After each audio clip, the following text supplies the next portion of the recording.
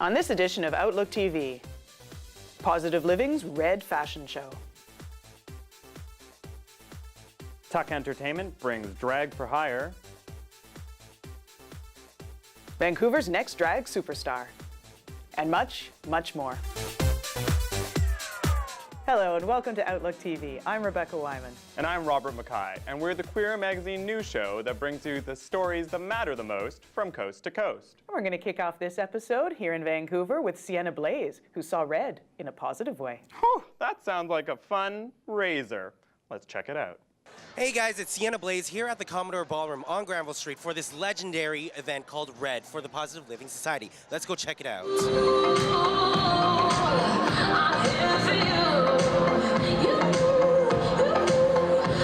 We're gathered at the Commodore Ballroom for a show called Red. It's a positive day. We're raising money for the Positive Living Society, and it's about a boy and a girl who are HIV positive, and they're going to take us on a journey with 100 of their best friends.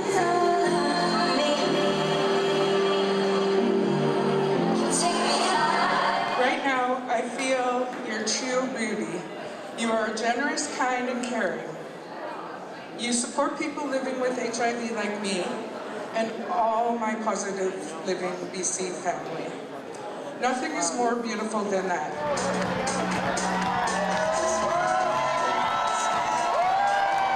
Well, we have 18 designers, we have 100 models, we have 20 dancers, and we have a slew of hairdressers and makeup artists that have been busy since 4 this morning.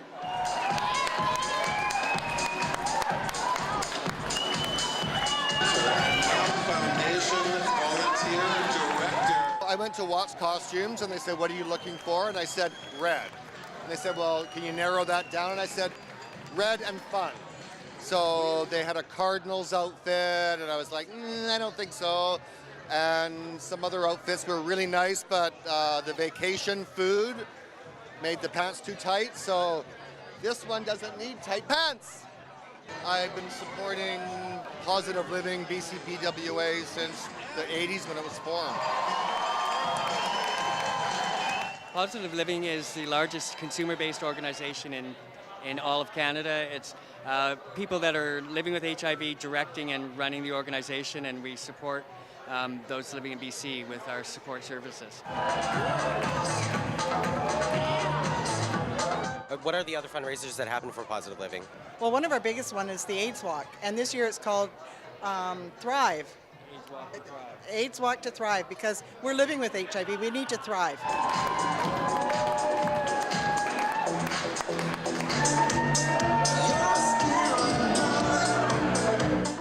Well, if you like boys in high heels and bathing suits, you're in for a great show.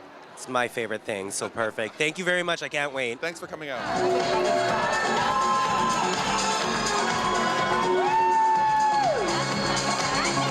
What's more inspiring than a person who can row over a large body of water? Well, how about when that person is a Vancouver lesbian who's going to row across the Pacific for charity? Let's check it out. I'm here with Brenda Robbins at the Vancouver Boat Show, and she is attempting a world record for the longest continuous row on an indoor rowing machine.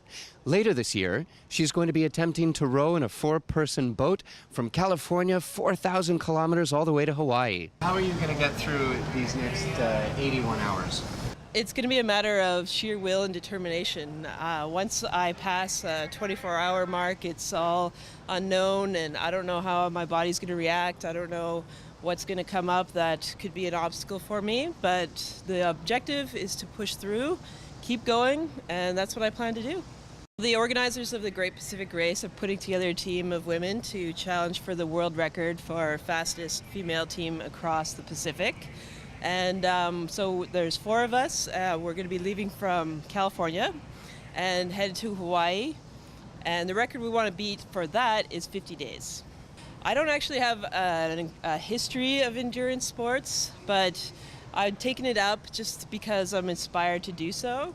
And I want to inspire women of my age and to take on challenges that they feel that they might be beyond their limits, and to just believe that you can, push yourself, follow your heart, follow your inspiration. The team is put together by the organizers, so we get to know each other first by video chatting and say that, okay, yes, let's be a team. And then we'll all meet up in Monterey Bay for training there and, yeah, do some team building. We got to be able to trust each other while we're out on the water and get to know each other. But we'll save all our stories probably for by the time we're out there and have something to talk about while we're there. What is the emotional connection for you with this race? I'm going to be raising funds for the Leukemia and Lymphoma Society of Canada. My father passed away from leukemia last year. And how do you feel about your daughter being out in the middle of the Pacific Ocean? Now that's the scarier one. But I am very much much happier that she's got a crew with her. Her original intent was to do solo. And so I was glad when she changed her plans and joined a crew. The ocean voyage that Brenda and her crew are taking from California to Hawaii is something to really experience vicariously, but I'm going to be right there at the very end in Waikiki. This has been Michael Frolick reporting for Outlook TV at the Vancouver Boat Show. I always love when we cover really exciting stories. Let's check it out, shall we? Do we as gay people have an inherent link to our past? Do we have gay heritage? Do we have something that's in us that was passed on from our ancestors? Well, tonight I'm joined by the cast of the Gay Heritage Project here at the Culch, and they're investigating that very topic.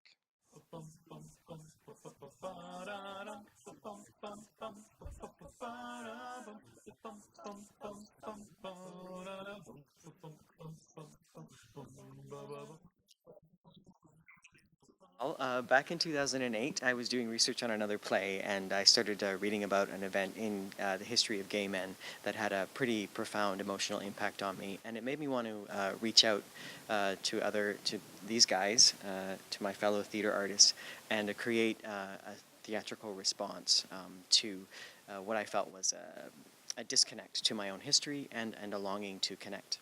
One of the obstacles we encountered is the idea of constructing an identity around sexuality is a relatively new idea. It's a little over 100 years old. So really what we were forced to do is sort of participate in an active imagination and figure out how do we actually create connections through historical lines, in the case of the show, gender lines, racial lines. How do we create connections in ways that are challenging?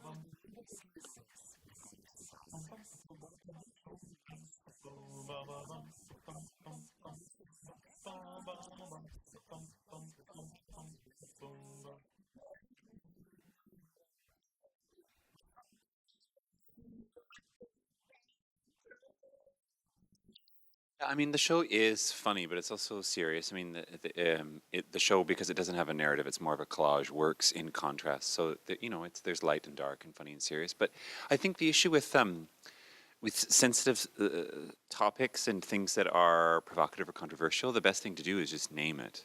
We received and gave ourselves quite an education. So we just depict that on stage. We depict what assumptions we made, whether we were naive, which we were in certain cases, and the education that we received or that we gave ourselves. And I think that's the best way to do it, is just to be totally honest. I was once told that there's no such thing as a gay Ukrainian.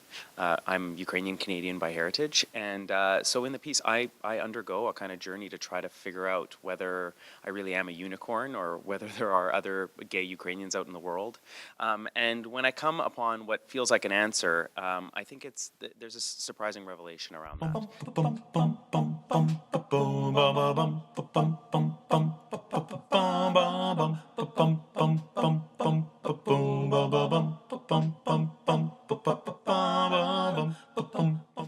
If you want to catch this show, you can see it at the Culch here in Vancouver until March 19th, or in Victoria between the 22nd and 26th of March at the Belfry Theatre.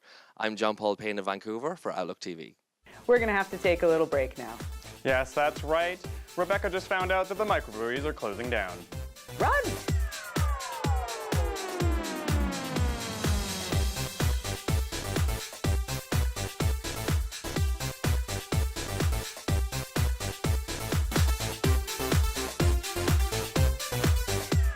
Welcome back. You're watching Outlook TV. And it's time for the gay agenda with our own Fred Camperman, who's mixing up the political pot. During our last Canadian election, no candidates talked about LGBTQ rights because a lot of our rights are now just considered a given. Since 2005, Canadians have had same-sex marriage and the world has not fallen apart. And thanks to the U.S. Supreme Court decision, Americans now have the right to marry someone of the same sex. So now I can legally marry my partner and immigrate under a spousal visa. Why, even conservative governments like in Britain support queer rights. And even the Catholics in Ireland voted for same-sex marriage.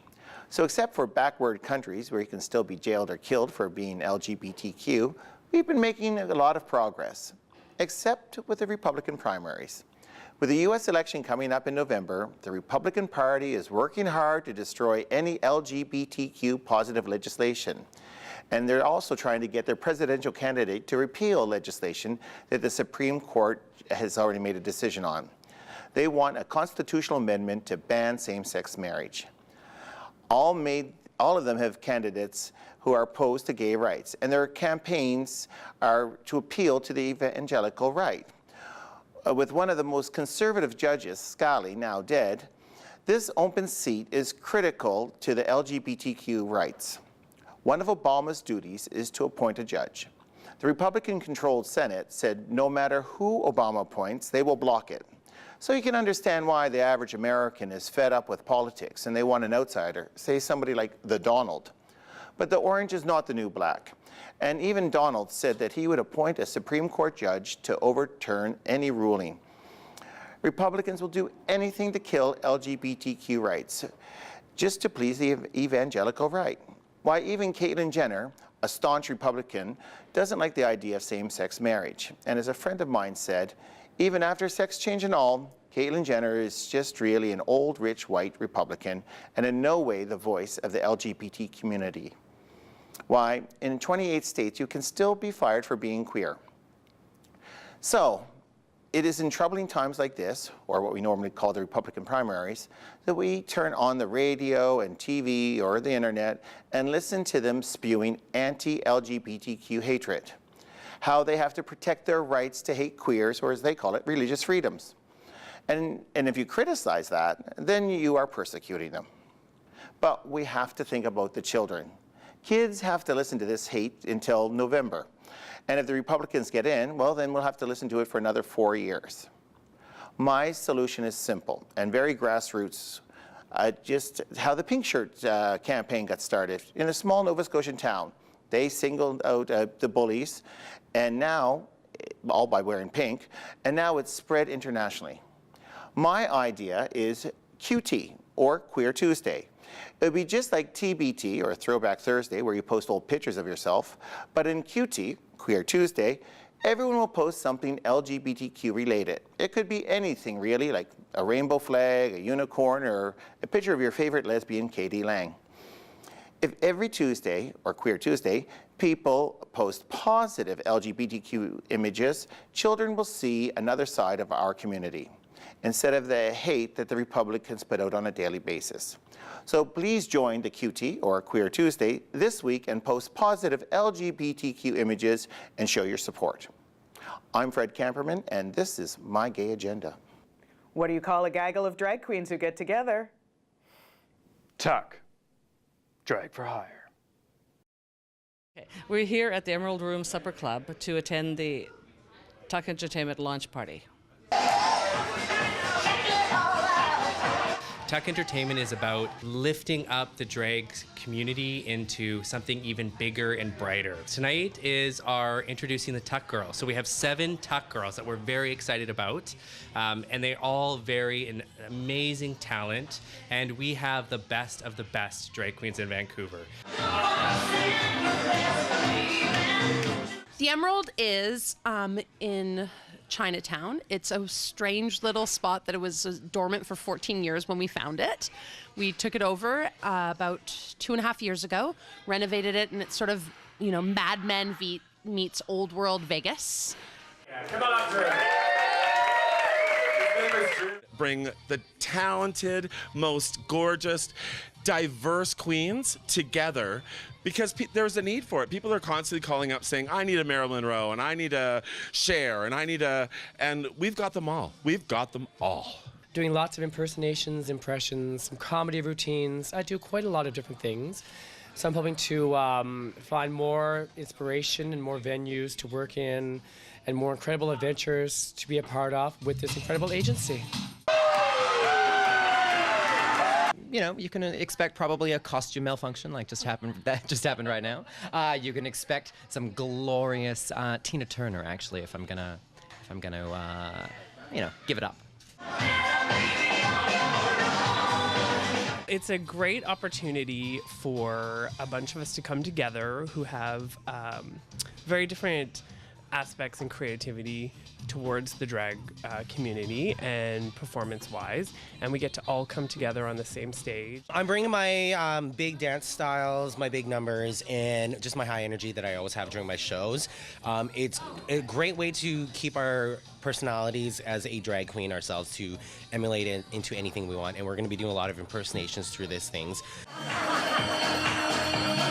Everything with my drag is usually a character makeup or some elaborate, a special effects makeup. So like once we did, half the face was ripped off and it was completely bare and skeleton, and then the other side was complete beauty.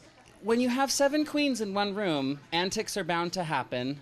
No tempers will flare because we all love each other, but you know, we may be popping a tuck depending on how much you wink at us from the front row. Do you tuck? Starting March 11th, every second Friday of every month, right here at the Emerald, we're going to have what we're going to announce tonight, the Lash Supper, the very own first Vancouver drag and dinner show. This is Karen at the Emerald Room for Outlook TV. We're going to have to take another little break now. That's right, so I can think of what to say next.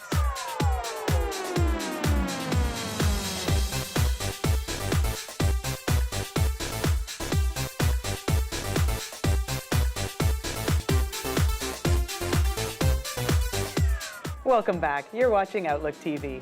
So, do you got something to say, Robert? Yes, I do. We're going to the East Coast to Kevin for the Daily Extra. Today on Daily Extra, queers at the Oscars. I've got the Oscars as my going to sleep fantasy, yeah. And queers get naked. I mean, it seems to get easier every time. I'm Kevin O'Keefe. Here's some trending stories from our Toronto newsroom. First up, he identifies as straight, but because 2 guys thought he was gay, he was attacked, according to Sheng Huayan. He recently told Daily Extra's Archie Mann about what happened one night near Toronto's gay village. Put my hair to the ground and also hit and kick in my face for about 10 to 15 times. So the entire incident lasted for about 30 seconds until other passersby showed up. And at that moment they fled, and I called the police and ambulance. Sheng also said that the attack proves that gay bashing is an issue that affects everyone, not just the LGBT community. An Irish-Canadian lesbian, Emma Donoghue, didn't fulfill her secret fantasy at last month's Oscars. A while back, she stopped by Daily Extra to explain why she wanted to win an Academy Award. I used to dream I'd win the Booker Prize, and then although I didn't win it, I got to be shortlisted and go to the ceremony. So once you've been there and actually eaten the polenta, it was very drippy polenta, suddenly it's not your dream anymore. So I've got the Oscars as my going to sleep fantasy. Yeah. Gay Irishman Colm Toybean's Brooklyn was also nominated for an Oscar. Toybean wrote the book that the film was based on. And finally, Egal Canada's Embodiment campaign. The website features nude photos, videos, and blogs of 15 gay, bi, trans, and queer men talking about their bodies. A few ambassadors got down to towels for Daily Extra to tell us what it was like to get naked on camera for the first time. In the solo photos I did, that was what made me the most nervous, because you're trying to pose and you're trying to be kind of elegant about sexy, right? Well, yeah. In a way, yeah, but not slutty. You know what I mean? You want to be elegant and you want to be naked, but you don't want to be like Playboy, like, you know, you maybe a little Vanity Fair or something. Just coyly tuck your balls behind your leg. For more on Egal's campaign, go to embodiment.ca. And for more on these stories and other lesbian and gay news, check out dailyextra.com, our Facebook, Twitter, and Instagram feeds, and our YouTube channel, Extra Online. For Daily Extra, I'm Kevin O'Keefe. Hi, we're here at Performance Works on Granville Island for the final performance of Misunderstood, a Frank Theatre production starring and based on the work of Antoinette Ray. Performance poetry, I like to refer to it as, because it's not really your slam poetry. It's got its own uniqueness to it. So it's that's why I call it it's street poetry, and very emotionally driven, a lot of it. Many challenges face a person in gender transition. Family, fake friends and rednecks, betrayal and disrespect. No jobs for the tranny, no rooms to rent, nowhere to live. You soon see the shepherds from the sheep. I'm feeling great. We did 6 performances, and I think they got better. And the final one, was the best. So, yeah, it's a good feeling. It's nice to see that it was well received, and everybody really was moved by it. And because, sometimes the material is so close to you, you want people you want to share it, and you want them to be moved by it. Used to be the only job left for the male to female transsexual was in and around the sex trade. So, whatever you do, don't get it cut off, because you lose all your business. No, I tailor everything because it's too much for even me, some of it. I mean, I had to heal quite a bit just to revisit these poems. I play up the tranny pleasure unit, not try and pass like many of the girls today, as many aren't in the sex trade like the girls of yesterday. I dress different to stand out, to stop traffic and make the kinky buck. Then cover my with, the sex is free. It's my charming personality and company that's expensive. The police forces that, you're supposed to protect you are the ones that quite often were the ones that beat you and humiliated you because, you're really a guy, they think. And, I don't really fit in that box. I'm a both. An extreme personal journey, pushing boundaries to discover, uncover all the various aspects of what makes up Antoinette. You're born this way. I'm born, and what am I supposed to do? Hide? And I'd spent enough time hiding, and it's not, we've come a long way as a society, but we need to bring the trans community in from the dark and accept them and embrace them. There's so many individuals out there. Why not? It's the release and finally expressing yourself. It's so happy. It's the clouds ever changing. This is Morgan Strug for Outlook TV. Slowly sail across a bold blue sky. Why? The 6th edition of Vancouver's Next Drag Superstar is underway at Celebrities Nightclub. That's right, and Skylar got up close and personal. We're talking backroom personal with the drag queens and the panel of judges. We're at Celebrities for the annual installment for the search for Vancouver's next drag superstar. Who's got the charisma, uniqueness, nerve, and talent to take the crown this year? Let's find out.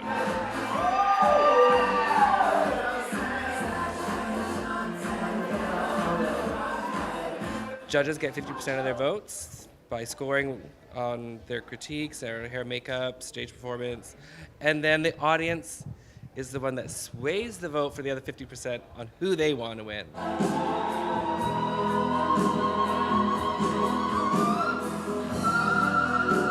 We have drag superstar alumni here tonight who's going to be judging the competition. Cruella De Vag, hello.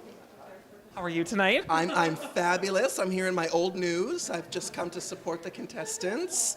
It's a very fun night. The first week you really get to see what everybody's got, everybody's personality, and really who has what it takes. I have a monopoly on the Canadian market because you guys have strict immigration. I'm one of the only drag race queens who's not a criminal. Well, I love drag, but I am also like, if you don't have the lashes and the nails and the fantasy and the corset and the performance and the lip sync and everything, I'm not gonna try. I would say 1 in 100 drag queens impress me. And also, but I think I'm like the next Supreme, so I'm also very deluded. Karen, Lisa, Tori. Oh my God! I haven't seen you in forever! I think I might be the oldest queen competing, and as everyone said, you should always treat your seniors with respect and give them the seat on the bus.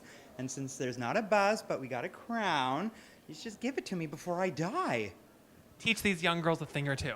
Oh, I can't dance, but I can certainly act a foot.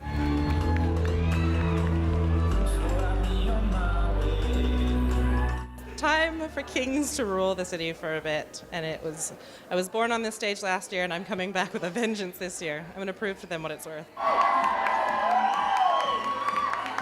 My mother is a huge fan of my drag, but I told her not to come tonight because it's NSFW, so not safe for work. Or NSFM, not safe for moms? Oh, absolutely. If she sees this, she will disown me. Not good.